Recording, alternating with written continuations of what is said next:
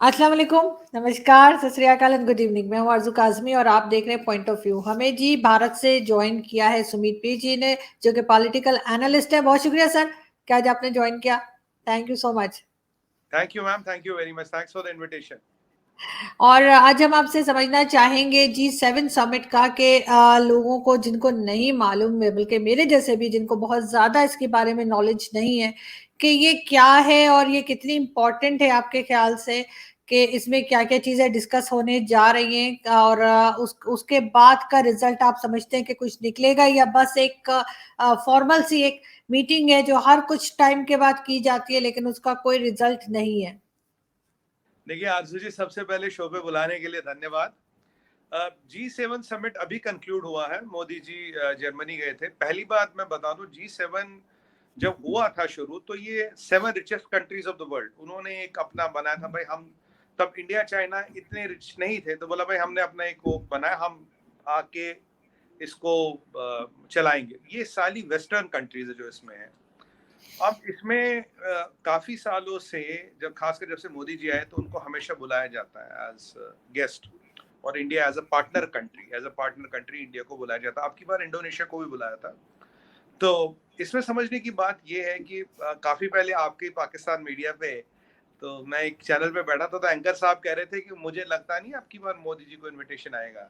मैंने कहा देखिए, जर्मनी, क्योंकि ये रशियन यूक्रेन वॉर की बात थी और आपकी बार होस्ट जो है चेयरपर्सन था जर्मनी था। कहा भाई मुझे लगता नहीं मोदी जी को इनविटेशन आएगा। मैंने उनको बोला था, मैंने कहा G7 without India and Modi is useless.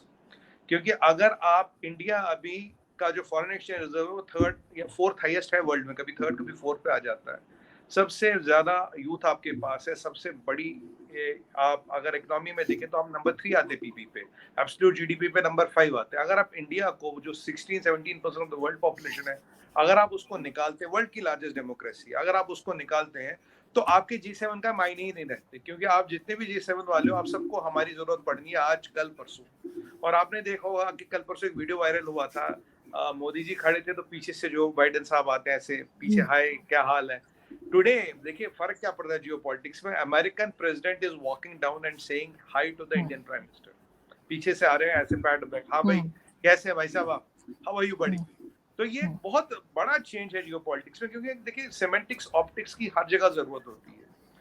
तो पहली बात तो ये हुआ कि G7 या कोई भी हो आपका, without India is not relevant in use this. India एक वाहिद कंट्री है आरजू जी, जो ब्रिक्स में भी बैठती है, चाइना के हाई लेवल डायलॉग में भी बैठती है, और यहाँ G7 में भी बैठती है। ब्रिक्स और G7 में प्राइम मिनिस्टर मोदी साहब को छोड़ के कोई भी कॉमन लीडर नहीं है। एक ही वर्ल्ड लीडर ऐसा, एक ही वर्ल्ड फोरम ऐसे एक वर्ल्ड लीडर ऐसे जो हर फोरम में भी आपको मिलेंगे। क्योंकि कुछ लीडर इस फोरम में, कुछ लीडर इस फोरम में, कुछ लीडर इस फोरम में। एक कौन सा ऐसा लीडर है दुनिया में जो हर फोरम में है? शायद आपने, किसी ने मुझे लास्ट टाइम सवाल पूछा था कि आप ब्रिक्स में क्या कर रहे हैं। मैंने कहा अगर हम ब्रिक्स में न जाए तो हम चाइना को प्लेटफॉर्म दे दें क्या?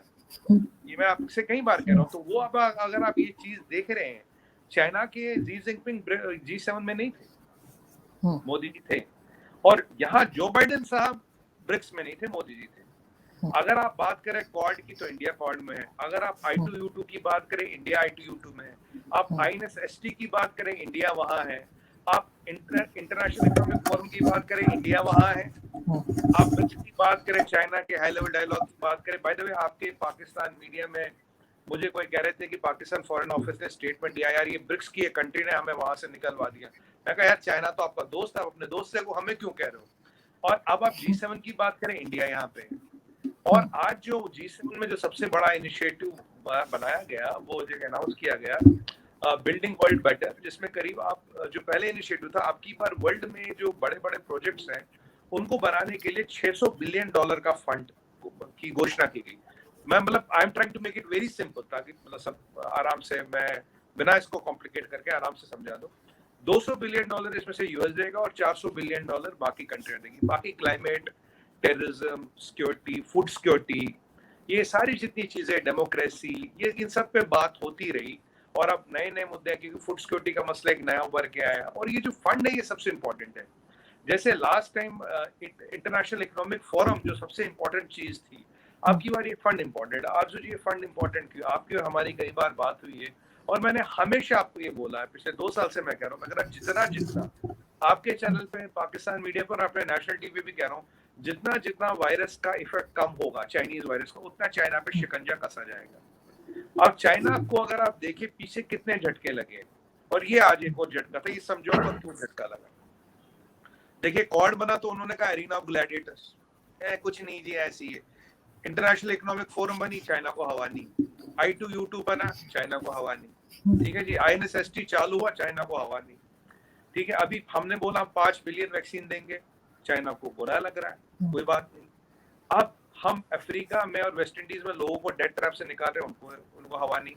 G7 में आए और आज ये इतना बड़ा $600 बिलियन का इनिशिएटिव अनाउंस हुआ, चाइना को हवा नहीं। और एज यूजुअल आरजूजी चाइना की प्रतिक्रिया भी नहीं आएगी, they will not comment on it. हाँ, जहाज वहाज निकालेंगे वो अपने F-16 जापान वापान के चक्कर काट के फिर लैंड कराएंगे। ताइवान का एक आप देखिए 2-3 दिन में चाहे ताइवान की हवा खा के चाइनीज जेट आके वापस लैंड करेंगे। जब वहाँ फ्रस्ट्रेशन बढ़ती है वो जहाजों को जरा एक चक्कर वक्कर लगा के वापस आते हैं। अब चाइना को इतने झटके लगे, आगे आप देखिए पीछे अब वेस्टर्न ममालिक क्लियर कह रहे हैं कि भाई हमें चाइना से डिपेंडेंस हटानी, सप्लाई चेन हटानी है। आज पहली बार G7 में 2 इंपॉर्टेंट चीजें हुई है। जॉइंट डिक्लेरेशन में चाइना का नाम आया है, द चाइना वाज नेम्ड, और ये भी बोला गया China can not unilaterally change the status को।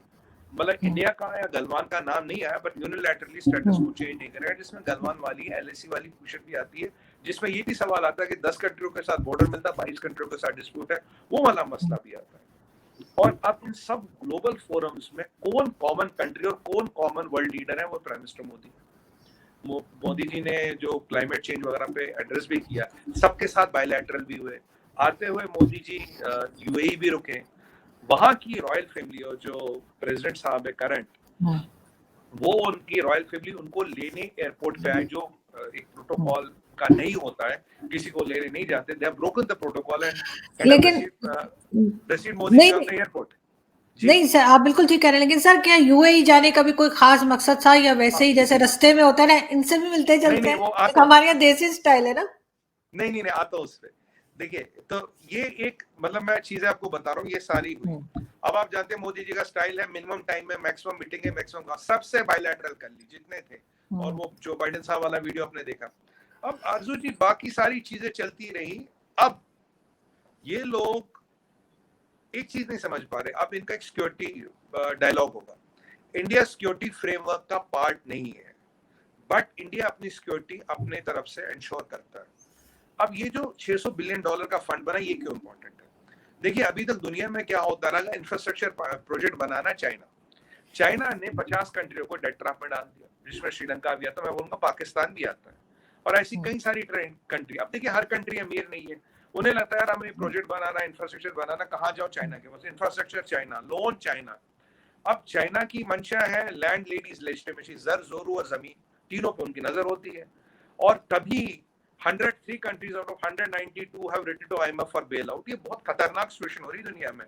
दुनिया का इकोनॉमिक आउटलुक 4.5% से रिड्यूस किया गया 2.8 2.9%। यूरोप का इकोनॉमिक आउटलुक करीब 2.3 2.4% आया। यूरोप में ऑलमोस्ट जो भी रशियन यूक्रेनियन कॉन्फ्लिक्ट चलता, अगर ये ज्यादा चेर चलता रहा, Europe might go into depression, मतलब डिप्रेशन आ सकता है। और जर्मनी में रशिया ने गैस बंद कर दिया, कह रहे हम कोल फायर्ड प्लांट्स निकालेंगे। जर्मनी की 40% इंडस्ट्री आरजू जी रशियन गैस पे डिपेंडेंट है। तो ये जो सारी चीजें दुनिया में आसपास हो रही है, और इसमें से इन्होंने एक चीज समझा, जब ये 103 कंट्रियों 102 कंट्रियों ने लिखा IMF को, बोला भाई ये कहानी क्या है, तो एनालिसिस किया गया, यार ये चाइना हर एक को फंसाता जा रहा। पीछे आपने देखा जिम्बाब्वे या मोजाम्बिक में उन्होंने $200 मिलियन देखिए एक ही इंटरनेशनल एयरपोर्ट में उस पर कब्जा कर लिया।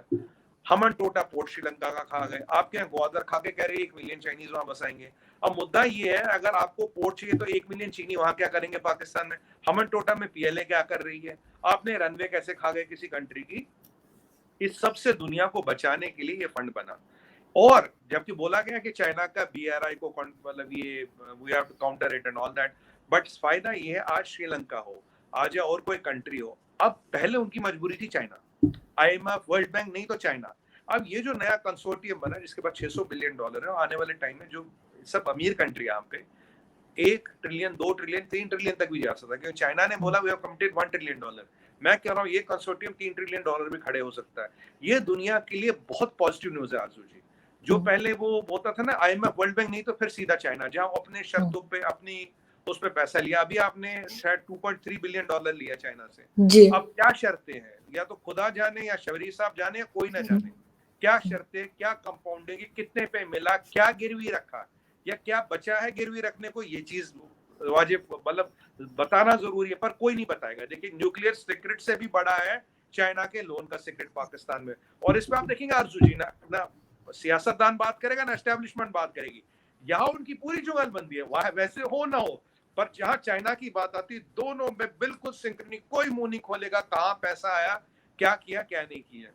अब ये जो खतरनाक चाइना की जो पॉलिसी, देखिए इकोनॉमिक डोमिनेंस एक चीज होती है, दूसरी होती है चाइना के टेरिटोरियल एम्बिशन है। वो चाहते हैं आपकी जमीन पे, मेरी जमीन पे कब्जा करना, आपको आपका रिलीजन कन्वर्ट करना जो उग्रों का करे, आपकी मेंटेलिटी करना, democracy is unsustainable, religion is poison, will rewrite the holy Quran, edited copy Bible की निकालना चाहते हैं। अरुणाचल पे वो कहते हैं हमारा है, यहाँ जापान का आइलैंड मेरे, दुनिया में हर चीज उनकी है। ये जो उनका इरादा है दुनिया को 360 डिग्री डोमिनेंस, और वो यूज करते हैं इकोनॉमी को, इकोनॉमिक टेररिज्म बोलूंगा, economic terrorism is a weapon.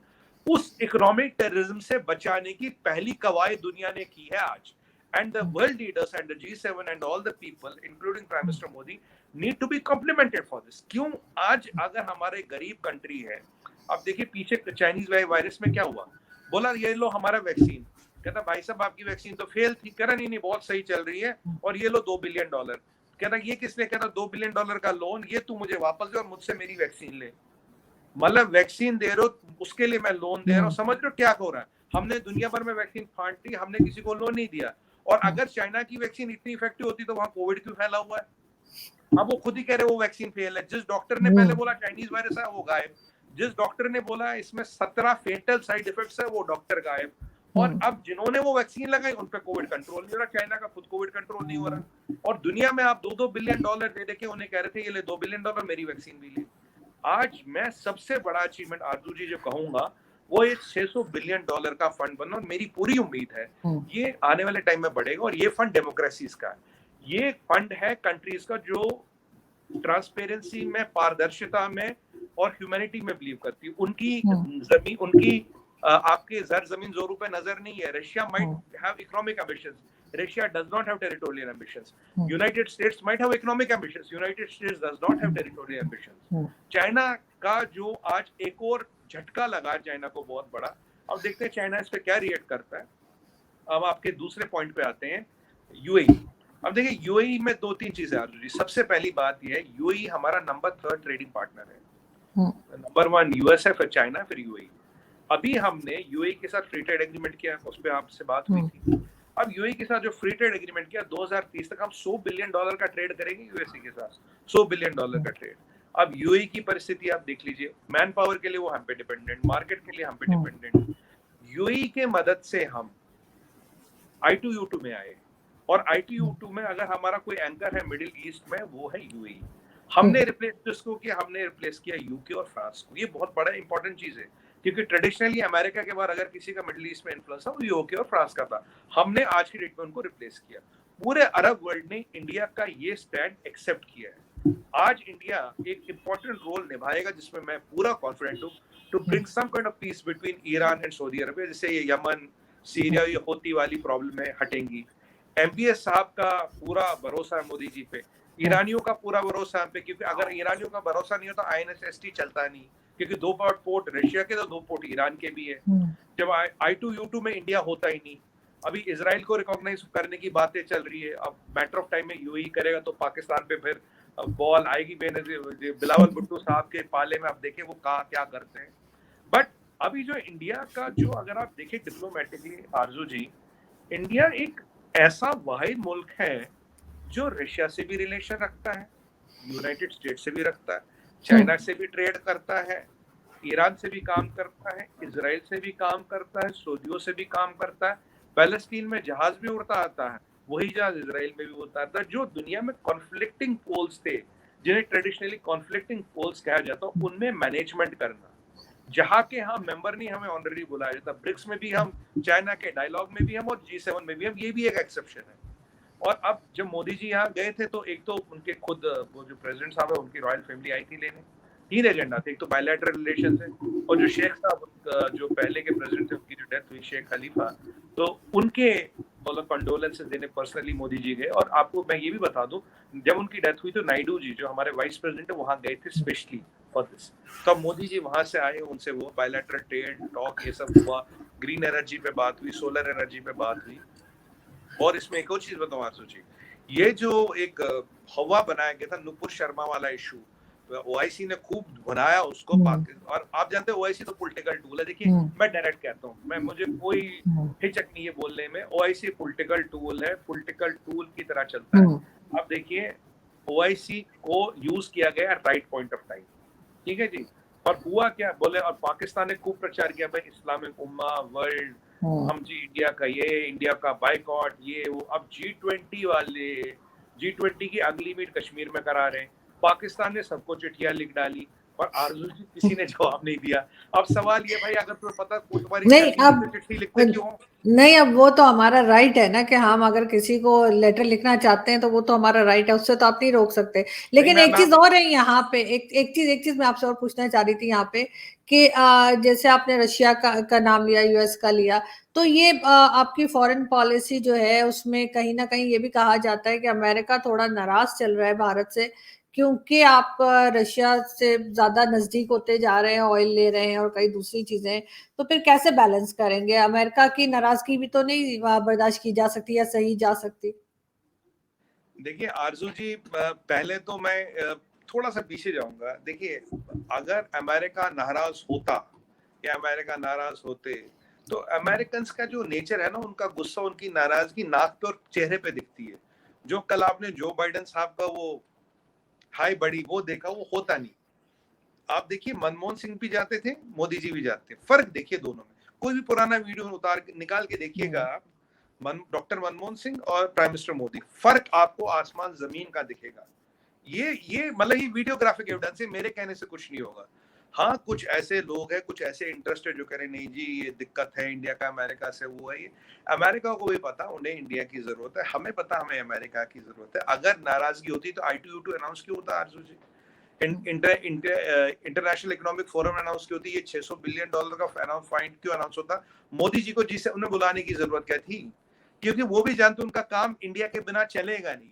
देखिए अब ये क्या होता है, दो भाई होते हैं, नाराजगियां होती है, थोड़ा आगे चलता थोड़ा पीछे चलता, हमें पता है कि दो भाई ये जरूरत है, एक दूसरे की जरूरत है। क्योंकि जो अमेरिका का सबसे बड़ा थ्रेट है वो यूएसएसआर नहीं है, मैं बार बार ये कहता हूँ, अमेरिका का सबसे बड़ा थ्रेट है चाइना। और अगर चाइना को एशिया में रोकना है बिना इंडिया के, वो संभव नहीं है। हमारा भी थ्रेट है चाइना में, चाइना तो आपका भी थ्रेट है ना, चाइना सिर्फ बिल्कुल है, अमेरिका का तो नहीं है। हाँ। बिल्कुल है। देखिए अमेरिका का सबसे बड़ा था, हमारा भी थ्रेट है। हमारा चैलेंज है ना, पाकिस्तान को तो हम चैलेंज नहीं मानते, पाकिस्तान की न्यूसेंस वैल्यू है, but Pakistan is not a challenge. Challenge literally is China, क्योंकि देखिए चाइना हर एक का थ्रेट है। मैं आपको एक स्टेटमेंट बताऊंगा माइक पॉम्पियो साहब का, जो सेक्रेटरी ऑफ स्टेट थे अभी, एंथनी ब्लिंकन साहब से पहले। हमारे एक इंग्लिश चैनल पे उनका इंटरव्यू हुआ था कि उन्होंने बोला कि भाई, एंकर उनसे पूछते हैं कि भाई इंडिया को तो ज्यादा थ्रेट है कि वो यार फ्रंट लाइन स्टेट, बोला हमारा उनसे बॉर्डर मिलता है, वो यार front line state of China. तो माइक पॉम्पियो साहब ने कोट अनकोट बोला था, ये मेरा कहना नहीं उनका कहना है, it doesn't matter who you are if it comes to People's Republic of China, frontline state हो या नहीं हो, it doesn't matter when it comes to People's Republic of China। ये यूएस के सेक्रेटरी ऑफ स्टेट कहते हैं, US के external affairs minister कहते हैं। तो अगर ये चाइना का थ्रेट है, चाइना पूरे दुनिया के लिए थ्रेट बन चुका। और आप देखिए हर जगह में चाइना को धीरे धीरे बॉक्स में डालने की पूरी कोशिश कर रहे हैं दुनिया, क्योंकि ये जो मानसिकता, ये जो मेंटालिटी है, ये डेंजरस है। और यूएई में तो आप देखिए हमारा बड़ा अच्छा रिलेशन है। नुपुर शर्मा वाला जो किस्सा था, जो कवायद थी, कहीं भी नहीं आ रही, and because that has been already clarified. बाकी पाकिस्तान की पूरी कोशिश थी कि आए, अब देखिए G20 कश्मीर में करा रहे हैं, पर आप पाकिस्तान तो खैर बहुत टाइम तक बोला ही कुछ नहीं सर, पाकिस्तान ने तो बहुत देर के बाद नुपुर शर्मा का नाम लिया है। हाँ कश्मीर पे जरूर बोले हैं, कश्मीर पे जरूर बोले हैं। नहीं 7 दिन बाद बोला ना, जब डॉक्टर जयशंकर ने बोला तेल किसी से लेंगे, तो उसके बाद ही रिएक्शन हुआ। मैं आज भी अपने स्टेटमेंट पे कायम हूं, 7 दिन तक किसी ने कुछ नहीं बोला। जब रात को 6 साढ़े 6 बजे इंडिया टाइम डॉक्टर जयशंकर, हम तेल किसी से भी लेंगे। और जब मैंने आरजू जी आपके चैनल पे शायद सबसे पहले मैंने तेल को डिकोड किया था, तेल की इकोनॉमिक्स पॉलिटिक्स क्या है, और अब सबको पता, अभी ओपन सीक्रेट हो गया, सबको पता है। जब मैंने तेल को डिकोड किया था तो दुनिया मैं सबकी नजर वहां गई, हाँ यार ये तो बहुत बड़ा गेम। मैंने कहा आपको $150 बिलियन हिलेगा तो शोर दूर दूर तक मचेगा, उसकी गूंज। वो एक डायलॉग था ना आपका, थप्पड़ की गूंज सर, इस कर्मा थप्पड़ की फिल्म। गूंज दूर। हाँ बिल्कुल, आप तो बॉलीवुड के फैन है, मेरे को पिक्चर का नाम भी याद नहीं। वो वाला डायलॉग, जब $150 बिलियन की गूंज आरजू जी दूर दूर तक सुनाई देती है, बहुत दूर तक सुनाई देती है, चीजें आती है, हिलती है। और ये मैंने सबसे पहले कहा था, $150 बिलियन की गूंज आरजू जी दूर दूर तक सुनाई देगी। पर मुझे एक बात आप बताइए, ये कश्मीर हमारा इंटीग्रल पार्ट है, हम जहां मर्जी समिट कराए, आंध्रा में कराए, चेन्नई में कराए, पंजाब में कराए, आप अरुणाचल में कराए, कश्मीर में कराए, हमारा पार्ट है, हम करें। मुझे बताइए, आपने चिट्ठियां तो लिख दी सबको, पर कोई रुक रहा है क्या? अगर रुक नहीं रहा, डिप्लोमेसी, मैंने आपको अर्जुन जी पहले भी बताया, डिप्लोमेटिक क्रिकेट मैच तो है नहीं कि आपको 6 बॉलें करनी, चाहे मैं डक करूं, चाहे मैं वेल लेफ्ट करूं या छोड़ दूं। डिप्लोमेसी में यू शूट टू किल। अगर आपको लग रहा आपकी गोली का असर ही नहीं हो रहा, तो गोली चलाइए ना मत। आपने 20 कंट्रियों को लिख दिया, पर उनमें से कोई तो आपको जवाब दे नहीं रहा, कोई रुक नहीं रहा आपके कहने से। ये कौन सी फॉरेन पॉलिसी? आरजू जी, आप इतनी बड़ी जर्नलिस्ट है, आप ही मुझे बताइए। नहीं एग्जैक्टली नहीं, ये तो मैं क्या, हमारे के कई दूसरे लीडर्स तक कह चुके हैं कि फॉरेन पॉलिसी कमजोर है और पाकिस्तान की, और उसके ऊपर काम नहीं होना है क्या? चाहिए। और नहीं है तो सही सर, ऐसा तो नहीं है कि फॉरेन पॉलिसी ही नहीं है, और कहाँ से बन के आती है वो भी लोगों को मालूम ही है। लेकिन ये है कि हाँ जरूर उसको जो है ठीक करने की जरूरत है, और कुछ ना कुछ भारत से भी सीखने की जरूरत है। क्योंकि ये जरूर है कि आप लोग अमेरिका, रशिया और दो ऐसी ताकतें जो आपस में जिनकी नहीं बनती, उनके साथ इतना ज्यादा बैलेंस करके जो चलते हैं, उसकी हमेशा से तारीफ की जाती है। लेकिन उसमें एक बहुत बड़ा फैक्टर जो है वो इकोनॉमी का है, जो पाकिस्तान की कमजोर है इस वक्त। और जिस वक्त ठीक होगी तो शायद ये किसी पोजीशन में हो कि किसी को बात कर सकें, जवाब दे सकें। जी नहीं आरजू जी, दो चीजें, खाली इकोनॉमी नहीं, ये बहुत बड़ा एक मिसकॉन्सेप्शन है। इकोनॉमी एक फैक्टर है, मैं डिनाई नहीं कर रहा, बड़ा फैक्टर है। पर देखिए, हमारी फॉरेन पॉलिसी रिलीजियस बेस नहीं है। आप जबरदस्ती इस्लामिक उम्मा के नेता बनना चाहते हैं, वो आपको मानने को तैयार नहीं है। आप जिसके पास जाते हो, उसे कहते ला भाई पैसे दे। देखिए, ये भी तो फर्क है ना। आपकी रिलीजन बेस्ड फॉरेन पॉलिसी ना सस्टेनेबल थी, ना सस्टेनेबल है, ना सस्टेनेबल होगी। अब ITU2 में क्या है? ITU2 में इंडिया तो हर रिलीजन को रिप्रेजेंट करता है, mostly Hindu country, 85% population Hindu है। ये ज्यू है, ये क्रिश्चियन है, ये मुसलमान है। अब ये बताइए, अलायंस आपकी फॉरेन पॉलिसी के हिसाब से तो संभव ही नहीं है। आपने OIC को बनाया, आपने इतनी चीजों को बताया। अगर आप, हमारी फॉरेन पॉलिसी है for the interest of people of India and for the interest of our partners, हम दोनों का सोचते हैं, हमारे इंटरेस्ट में क्या, हमारे पार्टनर के इंटरेस्ट में क्या है, एक बीच वाली बात करते हैं। और हमारा इंटेंशन क्लियर है, क्योंकि मैं हमेशा कहता हूं, intention of Karma determines the outcome of Karma. हमारा इंटेंशन इज वेरी क्लियर। हमें न किसी की जमीन खानी है, न जर जमीन जरूर, किसी पर नजर नहीं, किसी को डोमिनेट नहीं करना, किसी का पैसा नहीं लूटना, हमें ये सब नहीं करना। ये जो क्लैरिटी ऑफ थॉट, माइंड और प्रोसेस है, ये हमारे इंटेंशंस में दिखता है। आज देखिए, ईरान से भी हमारी दोस्ती, सऊदियों से भी हमारी दोस्ती। अब लोग कहते हैं यार 1000 साल का इनका कॉन्फ्लिक्ट है, पर हम हिंदू है। देखिए, मैं डायरेक्ट कहता हूं, हम हिंदू, एक शिया एक सुन्नी है, हम तो चला रहे हैं। एक वो आप पैलेस्टाइनी है, एक है इजरायली यहूदी, एक क्रिश्चियन है, उनसे भी दोस्ती। एक आप देखिए, क्रिश्चियनों में भी चर्च भी अलग तरह, ग्रीक ऑर्थोडॉक्स चर्च और ग्रीक ऑर्थोडॉक्स चर्च और कैथोलिक चर्च, ये अलग अलग, ये they are different worlds in their own. तो रशियन से भी हमारी दोस्ती अमेरिकन से भी। और हमारी ये जो चाइनीज है, जो जिनका ना खुदा ना नाखुदा, उनको भी हम चला रहे, जिनका ना खुदा ना नाखुदा, उनको भी हम चला रहे।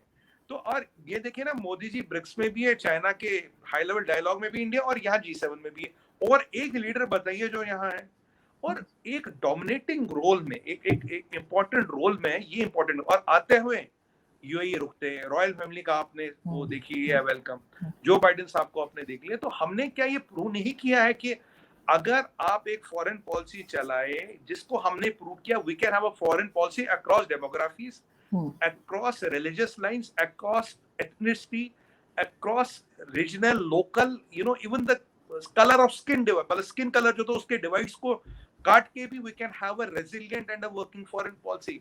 आपको नहीं लगता दुनिया को, या दुनिया के बड़े लीडरों को प्राइम मिनिस्टर मोदी की तरफ देखना चाहिए और बताना चाहिए, भाई फॉरेन पॉलिसी ऐसे हो, वर्ल्ड का लीडर ऐसे हो। हम कहते हैं विश्व गुरु बनेंगे, विश्व गुरु इज मतलब टीचर, या मतलब आई नो सर, अब इतना तो सर पता है, इतनी हाँ, हिंदी तो बॉलीवुड तो आप आती है। बहुत देखती है। अरे सर सॉरी बॉलीवुड ना गलती है देखे मेरी। तब भी हिंदी आती है।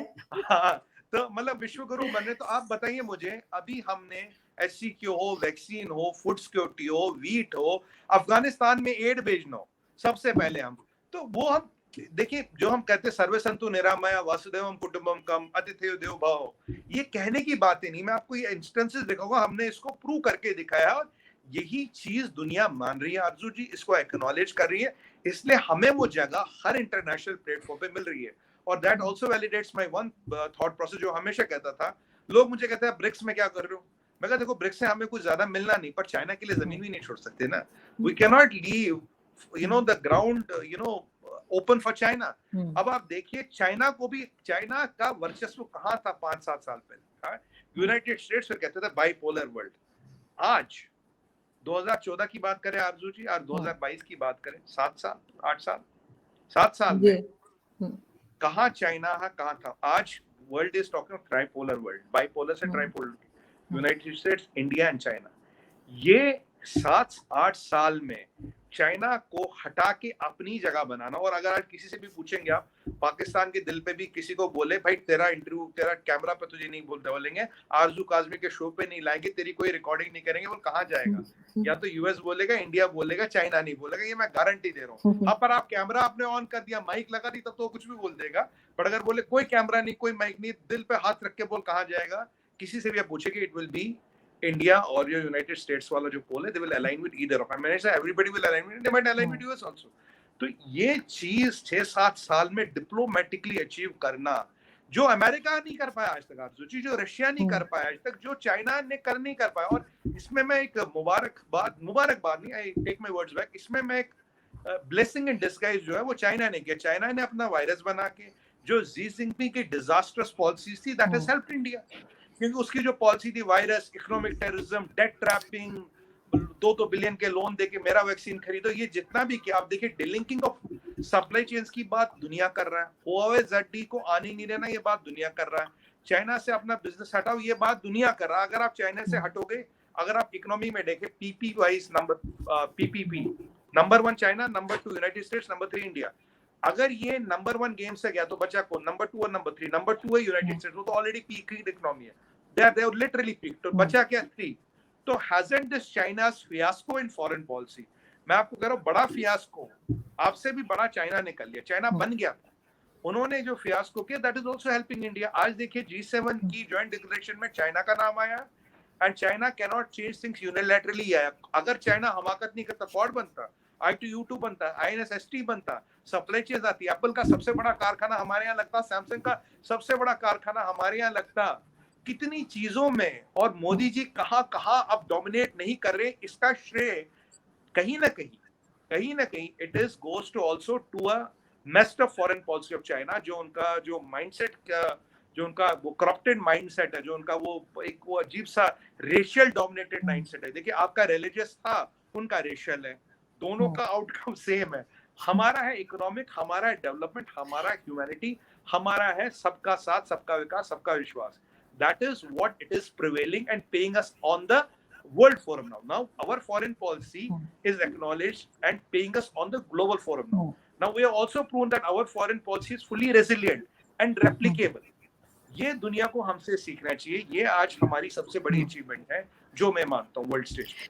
नहीं, आप बिल्कुल ठीक कह रहे हैं कि जो इंडिया की फॉरेन पॉलिसी है उससे बहुत कुछ सीखा जा सकता है, और खासतौर पे पाकिस्तान सीख सकता है, क्योंकि हमारे यहाँ जो कुछ कमजोरियां आपने भी बताई, कई चीजें बताई, तो उसको देखकर आगे बढ़ेंगे, तभी कुछ इम्प्रूव कर पाएंगे। और सर, चाइना वालों को हिचकियां आ रही होंगी, आज हमने इतना उनका नाम लिया है ना, वो कह रहे होंगे, वो हमारे यहाँ कहते हैं ना, कोई याद करे तो हिचकियां शुरू हो जाती है, तो मुझे लगता है कि चाइनीज आज सारे बैठे हुए पानी पी रहे होंगे कि हिचकियां आ रही, तो कौन याद कर रहा है, आपका नाम लेंगे तो जी। मैं आरजू जी, उनकी छींके तो इतनी आ रही है, उन्हें तो छींके ना आने का मिनट होगा, दुनिया भर में सब उनके दीवाने। ये जो वायरस फैलाया उन्होंने, दुनिया भर में उनके दीवाने, पूरे 7 बिलियन लोग उन्हें रोज याद करते।